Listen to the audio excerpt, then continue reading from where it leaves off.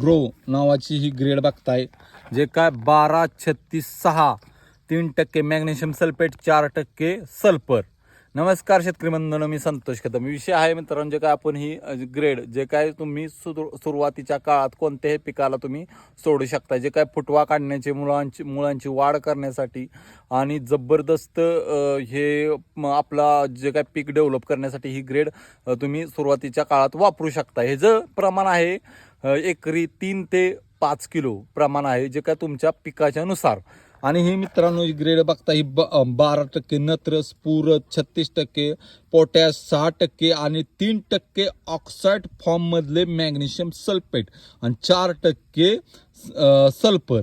आणि अशी ही ग्रेड आहे मित्रांनो. अशी थोडीशी मस्त पैकी असा कलर येतो, गुलाबी, थोडासा व्हाईट गुलाबी येतो कलर. आणि विरघळण्याची क्षमता ही जी अशी खतरनाक आहे. आता आपण ही विरघळून पण दाखवणार आहे पाण्यात टाकून. ही फक्त 4 किलो आहे आणि टाकणार आहे आपण पाण्यात टाकल्यामधनं मध्ये असे होते मित्रांनो, एकदम मस्त पैकी लगेच विरघळते. असं बघा, एकदा दोनदा आपण असं ढवळून घेणार आहे आणि लगेच विरघळते अशी. आता पाणी सोडणार आहे. हे ॲप्लिकेशन आपण टमॅटोसाठी देत आहे, जे काय पहिल्या सुरुवातीच्या अवस्थेत देत आहे. हे 17व्या दिवशी पहिलं ॲप्लिकेशन देत आहे. परत एक 23व्या दिवशी एक 4 किलो.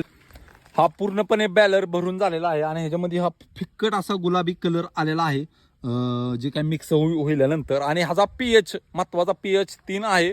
आणि ह्याचे विद्रावळीची क्षमता प्रति 600 ग्रॅम लिटरसाठी आहे. आणि हे जे काय तुम्ही सुरुवातीच्या अवस्थेमध्ये सोडू शकताय.